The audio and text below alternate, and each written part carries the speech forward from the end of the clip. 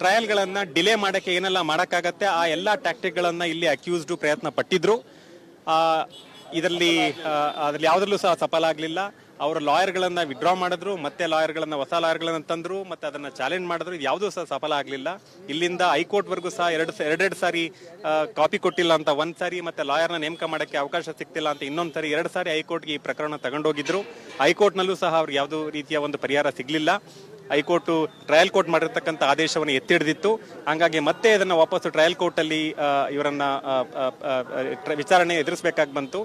ಈ Ashwin Kumar ಉಪಾಧ್ಯಾಯದಲ್ಲಿ supreme court ಏನು ಹೇಳಿದೆ, ಈ ಎಲ್ಲಾ MP MLA ಪ್ರಕರಣಗಳಲ್ಲಿ ಪ್ರಕರಣವನ್ನ ಡೇ ಟು ಡೇ ಹಿಯರಿಂಗ್ ಮಾಡಬೇಕಂತಿದೆ. ಮತ್ತೆ CRPC ನಲ್ಲೂ ಸಹ ರೇಪ್ ಪ್ರಕರಣಗಳನ್ನ 2 ತಿಂಗಳಲ್ಲಿ ಮುಗಿಸ್ಬೇಕಂತ ಇದೆ. ಆದ್ರೂ ಸಹ ಡಿಸೆಂಬರ್ ಅಲ್ಲಿ ಕಮಿಟ್ ಆಗಿದ್ದಂತ ಕೇಸು ಹಿಯರಿಂಗ್ ಬಿಫೋರ್ ಚಾರ್ಜು ಮತ್ತೆ ಚಾರ್ಜ್ ಎಲ್ಲ ಫ್ರೇಮ್ ಮಾಡೋದಕ್ಕೆ ಅಲ್ಲೂ ಒಂದು 2-3 ತಿಂಗಳನ್ನ ತಗೊಂಡು ನಂತರ ಈಗ ಟ್ರಯಲ್ ಅನ್ನ ಕಂಪ್ಲೀಟ್ ಮಾಡಿ ಈಗ ಕನ್ವಿಕ್ಷನ್ ಮಾಡಿದ್ದಾರೆ. ಈ ಕೇಸ್ ರೇಪ್ ಕೇಸ್ಗಳಲ್ಲಿ ಪ್ರಮುಖವಾದ ಎವಿಡೆನ್ಸ್ ವಿಕ್ಟಿಮ್ ಸಂತ್ರಸ್ತೆ ಎವಿಡೆನ್ಸ್. ಸಂತ್ರಸ್ತೆ ತನ್ನ ಆಗಿರ್ತಕ್ಕಂಥ ಅನ್ಯಾಯವನ್ನ ಅವಳ ಭಾಷೆನಲ್ಲಿ ಕೋರ್ಟ್ಗೆ ಮನದಟ್ಟು ಮಾಡಿಕೊಟ್ಟಿದ್ದಾಳೆ. ಅದು ಬೇರೆ ಕೇಸ್. ಅದಕ್ಕೂ ಆ ಕೇಸ್ಗೂ ಈ ಕೇಸ್ಗೂ ಸಂಬಂಧ ಇಲ್ಲ. ಸೇಮ್ ಕಿಡ್ನಾಪ್ ಮಾಡಿದ ಹಿನ್ನೆಲೆ ಪ್ರತ್ಯೇಕವಾದ ಪ್ರಕರಣ ಇದೆ, ಅದು ವಿಚಾರಣೆ ಆಗಲಿ.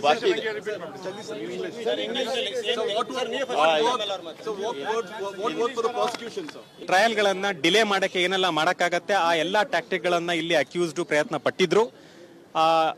ಇದರಲ್ಲಿ ಯಾವುದರಲ್ಲೂ ಸಹ ಸಫಲ ಆಗಲಿಲ್ಲ. ಅವರ ಲಾಯರ್ಗಳನ್ನ ವಿಡ್ರಾ ಮಾಡಿದ್ರು, ಮತ್ತೆ ಹೊಸ ಲಾಯರ್ಗಳನ್ನ ತಂದ್ರು, ಮತ್ತೆ ಅದನ್ನ ಚಾಲೆಂಜ್ ಮಾಡಿದ್ರು. ಇದು ಯಾವುದೂ ಸಹ ಸಫಲ ಆಗಲಿಲ್ಲ.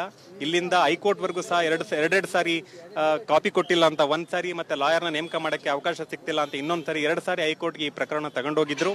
ಹೈಕೋರ್ಟ್ನಲ್ಲೂ ಸಹ ಅವ್ರಿಗೆ ಯಾವುದೋ ರೀತಿಯ ಒಂದು ಪರಿಹಾರ ಸಿಗ್ಲಿಲ್ಲ. ಹೈಕೋರ್ಟ್ ಟ್ರಯಲ್ ಕೋರ್ಟ್ ಮಾಡಿರ್ತಕ್ಕಂಥ ಆದೇಶವನ್ನು ಎತ್ತಿಡಿದಿತ್ತು. ಹಂಗಾಗಿ ಮತ್ತೆ ಇದನ್ನ ವಾಪಸ್ ಟ್ರಯಲ್ ಕೋರ್ಟ್ ಅಲ್ಲಿ ಇವರನ್ನ ವಿಚಾರಣೆ ಎದುರಿಸಬೇಕಾಗಿ ಬಂತು. ಈ ಅಶ್ವಿನ್ ಕುಮಾರ್ ಉಪಾಧ್ಯಾಯದಲ್ಲಿ ಸುಪ್ರೀಂ ಕೋರ್ಟ್ ಏನು ಹೇಳಿದೆ, ಈ ಎಲ್ಲಾ MP MLA ಪ್ರಕರಣಗಳಲ್ಲಿ ಪ್ರಕರಣವನ್ನ ಡೇ ಟು ಡೇ ಹಿಯರಿಂಗ್ ಮಾಡಬೇಕಂತಿದೆ. ಮತ್ತೆ CRPC ನಲ್ಲೂ ಸಹ ರೇಪ್ ಪ್ರಕರಣಗಳನ್ನ 2 ತಿಂಗಳಲ್ಲಿ ಮುಗಿಸ್ಬೇಕಂತ ಇದೆ.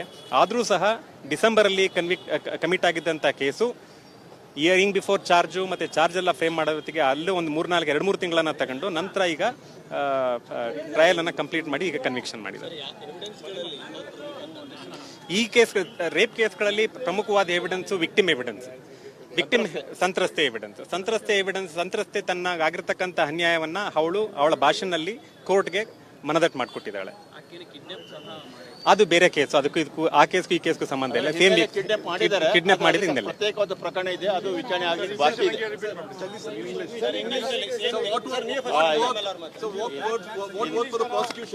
ಟ್ರಯಲ್ಗಳನ್ನ ಡಿಲೇ ಮಾಡಕ್ಕೆ ಏನೆಲ್ಲ ಮಾಡಕ್ಕಾಗತ್ತೆ ಆ ಎಲ್ಲಾ ಟ್ಯಾಕ್ಟಿಕ್ಗಳನ್ನ ಇಲ್ಲಿ ಅಕ್ಯೂಸ್ಡ್ ಪ್ರಯತ್ನ ಪಟ್ಟಿದ್ರು. ಇದರಲ್ಲಿ ಯಾವುದರಲ್ಲೂ ಸಹ ಸಫಲ ಆಗಲಿಲ್ಲ.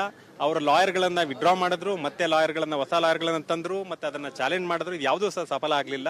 ಇಲ್ಲಿಂದ ಹೈಕೋರ್ಟ್ ವರ್ಗೂ ಸಹ ಎರಡೆರಡು ಸಾರಿ ಕಾಪಿ ಕೊಟ್ಟಿಲ್ಲ ಅಂತ ಒಂದ್ ಸಾರಿ, ಮತ್ತೆ ಲಾಯರ್ನ ನೇಮಕ ಮಾಡಕ್ಕೆ ಅವಕಾಶ ಸಿಗ್ತಿಲ್ಲ ಅಂತ ಇನ್ನೊಂದ್ ಸಾರಿ, 2 ಸಾರಿ ಹೈಕೋರ್ಟ್ಗೆ ಈ ಪ್ರಕರಣ ತಗೊಂಡೋಗಿದ್ರು. ಹೈಕೋರ್ಟ್ನಲ್ಲೂ ಸಹ ಅವ್ರಿಗೆ ಯಾವುದೋ ರೀತಿಯ ಒಂದು ಪರಿಹಾರ ಸಿಗ್ಲಿಲ್ಲ. ಹೈಕೋರ್ಟ್ ಟ್ರಯಲ್ ಕೋರ್ಟ್ ಮಾಡಿರ್ತಕ್ಕಂಥ ಆದೇಶವನ್ನು ಎತ್ತಿಡಿದಿತ್ತು. ಹಂಗಾಗಿ ಮತ್ತೆ ಇದನ್ನ ವಾಪಸ್ ಟ್ರಯಲ್ ಕೋರ್ಟ್ ಅಲ್ಲಿ ಇವರನ್ನ ವಿಚಾರಣೆ ಎದುರಿಸಬೇಕಾಗಿ ಬಂತು. ಈ ಅಶ್ವಿನ್ ಕುಮಾರ್ ಉಪಾಧ್ಯಾಯದಲ್ಲಿ ಸುಪ್ರೀಂ ಕೋರ್ಟ್ ಏನು ಹೇಳಿದೆ, ಈ ಎಲ್ಲಾ MP MLA ಪ್ರಕರಣಗಳಲ್ಲಿ ಪ್ರಕರಣವನ್ನ ಡೇ ಟು ಡೇ ಹಿಯರಿಂಗ್ ಮಾಡಬೇಕಂತಿದೆ. ಮತ್ತೆ CRPC ನಲ್ಲೂ ಸಹ ರೇಪ್ ಪ್ರಕರಣಗಳನ್ನ 2 ತಿಂಗಳಲ್ಲಿ ಮುಗಿಸ್ಬೇಕಂತ ಇದೆ. ಆದ್ರೂ ಸಹ ಡಿಸೆಂಬರ್ ಅಲ್ಲಿ ಕಮಿಟ್ ಆಗಿದ್ದಂತ ಕೇಸು ಹಿಯರಿಂಗ್ ಬಿಫೋರ್ ಚಾರ್ಜು ಮತ್ತೆ ಚಾರ್ಜ್ ಎಲ್ಲ ಫ್ರೇಮ್ ಮಾಡೋದಕ್ಕೆ ಅಲ್ಲೂ ಒಂದು 2-3 ತಿಂಗಳನ್ನ ತಗೊಂಡು ನಂತರ ಈಗ ಟ್ರಯಲ್ ಅನ್ನ ಕಂಪ್ಲೀಟ್ ಮಾಡಿ ಈಗ ಕನ್ವಿಕ್ಷನ್ ಮಾಡಿದ್ದಾರೆ. ಈ ಕೇಸ್ ರೇಪ್ ಕೇಸ್ಗಳಲ್ಲಿ ಪ್ರಮುಖವಾದ ಎವಿಡೆನ್ಸ್ ವಿಕ್ಟಿಮ್ ಸಂತ್ರಸ್ತೆ ಎವಿಡೆನ್ಸ್. ಸಂತ್ರಸ್ತೆ ತನ್ನ ಆಗಿರ್ತಕ್ಕಂಥ ಅನ್ಯಾಯವನ್ನ ಅವಳ ಭಾಷೆನಲ್ಲಿ ಕೋರ್ಟ್ಗೆ ಮನದಟ್ಟು ಮಾಡಿಕೊಟ್ಟಿದ್ದಾಳೆ. ಅದು ಬೇರೆ ಕೇಸ್. ಅದಕ್ಕೂ ಆ ಕೇಸ್ಗೂ ಈ ಕೇಸ್ಗೂ ಸಂಬಂಧ ಇಲ್ಲ. ಸೇಮ್ ಕಿಡ್ನಾಪ್ ಮಾಡಿದ ಹಿನ್ನೆಲೆ ಪ್ರತ್ಯೇಕವಾದ ಪ್ರಕರಣ ಇದೆ, ಅದು ವಿಚಾರಣೆ ಆಗಲಿ.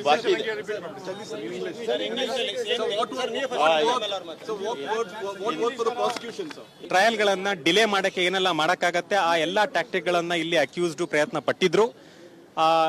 ಇದರಲ್ಲಿ ಯಾವುದರಲ್ಲೂ ಸಹ ಸಫಲ ಆಗಲಿಲ್ಲ. ಅವರ ಲಾಯರ್ಗಳನ್ನ ವಿಡ್ರಾ ಮಾಡಿದ್ರು, ಮತ್ತೆ ಲಾಯರ್ಗಳನ್ನ ಹೊಸ ಲಾಯರ್ಗಳನ್ನ ತಂದ್ರು, ಮತ್ತೆ ಅದನ್ನ ಚಾಲೆಂಜ್ ಮಾಡಿದ್ರು. ಇದು ಯಾವುದೂ ಸಹ ಸಫಲ ಆಗಲಿಲ್ಲ. ಇಲ್ಲಿಂದ ಹೈಕೋರ್ಟ್ ವರ್ಗೂ ಸಹ ಎರಡೆರಡು ಸಾರಿ ಕಾಪಿ ಕೊಟ್ಟಿಲ್ಲ ಅಂತ ಒಂದ್ ಸಾರಿ, ಮತ್ತೆ ಲಾಯರ್ನ ನೇಮಕ ಮಾಡಕ್ಕೆ ಅವಕಾಶ ಸಿಗ್ತಿಲ್ಲ ಅಂತ ಇನ್ನೊಂದ್ ಸಾರಿ, 2 ಸಾರಿ ಹೈಕೋರ್ಟ್ಗೆ ಈ ಪ್ರಕರಣ ತಗೊಂಡೋಗಿದ್ರು. ಹೈಕೋರ್ಟ್ನಲ್ಲೂ ಸಹ ಅವ್ರಿಗೆ ಯಾವುದೂ ರೀತಿಯ ಒಂದು ಪರಿಹಾರ ಸಿಗ್ಲಿಲ್ಲ. ಹೈಕೋರ್ಟ್ ಟ್ರಯಲ್ ಕೋರ್ಟ್ ಮಾಡಿರ್ತಕ್ಕಂಥ ಆದೇಶವನ್ನು ಎತ್ತಿಡಿದಿತ್ತು.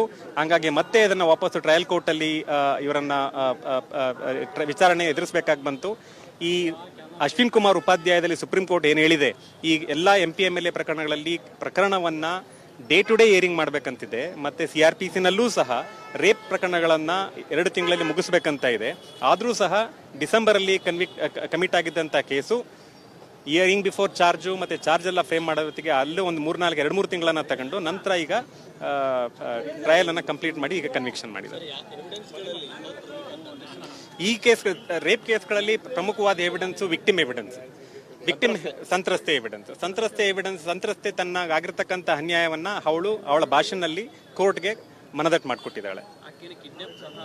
ಅದು ಬೇರೆ ಕೇಸ್, ಅದಕ್ಕೂ ಆ ಕೇಸ್ಗೂ ಈ ಕೇಸ್ಗೂ ಸಂಬಂಧ ಇಲ್ಲ. ಸೇಮ್ ಕಿಡ್ನಾಪ್ ಮಾಡಿದ್ರೆ ಇನ್ನೆಲ್ಲ ಪ್ರತ್ಯೇಕವಾದ ಪ್ರಕರಣ ಇದೆ, ಅದು ವಿಚಾರಣೆ ಆಗಿದೆ. ಟ್ರಯಲ್ ಗಳನ್ನ ಡಿಲೇ ಮಾಡಕ್ಕೆ ಏನೆಲ್ಲ ಮಾಡಕ್ಕಾಗತ್ತೆ ಆ ಎಲ್ಲಾ ಟ್ಯಾಕ್ಟಿಕ್ ಗಳನ್ನ ಇಲ್ಲಿ ಅಕ್ಯೂಸ್ಡ್ ಪ್ರಯತ್ನ ಪಟ್ಟಿದ್ರು.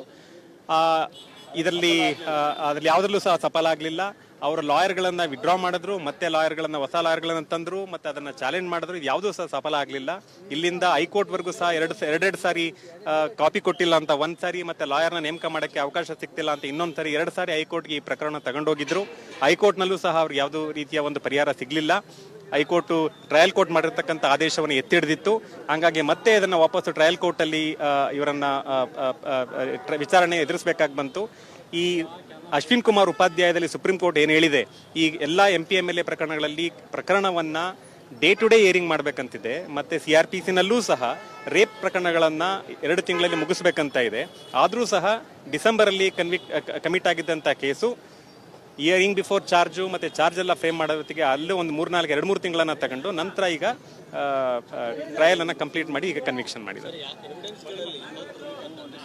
ಈ ಕೇಸ್ ರೇಪ್ ಕೇಸ್ಗಳಲ್ಲಿ ಪ್ರಮುಖವಾದ ಎವಿಡೆನ್ಸ್ ವಿಕ್ಟಿಮ್ ಸಂತ್ರಸ್ತೆ ಎವಿಡೆನ್ಸ್. ಸಂತ್ರಸ್ತೆ ತನ್ನ ಆಗಿರ್ತಕ್ಕಂಥ ಅನ್ಯಾಯವನ್ನ ಅವಳ ಭಾಷೆನಲ್ಲಿ ಕೋರ್ಟ್ಗೆ ಮನದಟ್ಟು ಮಾಡಿಕೊಟ್ಟಿದ್ದಾಳೆ. ಅದು ಬೇರೆ ಕೇಸ್, ಅದಕ್ಕೂ ಆ ಕೇಸ್ಗೂ ಈ ಕೇಸ್ಗೂ ಸಂಬಂಧ ಇಲ್ಲ. ಸೇಮ್ ಕಿಡ್ನಾಪ್ ಮಾಡಿದ್ರೆ ಇನ್ನೆಲ್ಲ ಪ್ರತ್ಯೇಕವಾದ ಪ್ರಕರಣ ಇದೆ, ಅದು ವಿಚಾರಣೆ ಆಗಿದೆ.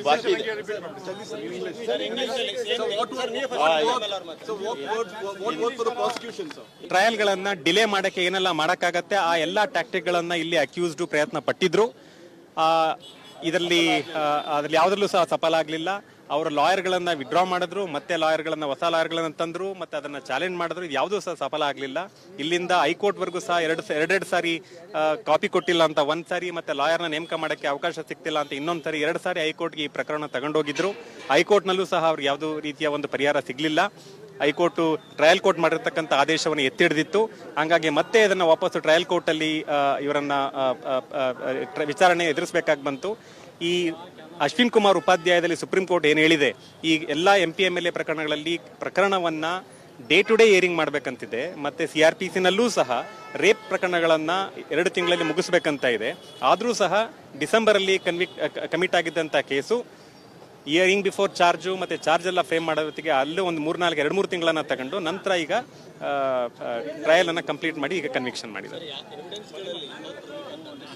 ಈ ಕೇಸ್ ರೇಪ್ ಕೇಸ್ಗಳಲ್ಲಿ ಪ್ರಮುಖವಾದ ಎವಿಡೆನ್ಸ್ ವಿಕ್ಟಿಮ್ ಸಂತ್ರಸ್ತೆ ಎವಿಡೆನ್ಸ್. ಸಂತ್ರಸ್ತೆ ತನ್ನ ಆಗಿರ್ತಕ್ಕಂಥ ಅನ್ಯಾಯವನ್ನ ಅವಳ ಭಾಷೆನಲ್ಲಿ ಕೋರ್ಟ್ಗೆ ಮನದಟ್ಟು ಮಾಡಿಕೊಟ್ಟಿದ್ದಾಳೆ. ಅದು ಬೇರೆ ಕೇಸ್, ಅದಕ್ಕೂ ಆ ಕೇಸ್ಗೂ ಈ ಕೇಸ್ಗೂ ಸಂಬಂಧ ಇಲ್ಲ. ಸೇಮ್ ಕಿಡ್ನಾಪ್ ಮಾಡಿದ್ರೆ ಇನ್ನೆಲ್ಲ ಪ್ರತ್ಯೇಕವಾದ ಪ್ರಕರಣ ಇದೆ, ಅದು ವಿಚಾರಣೆ ಆಗಿದೆ.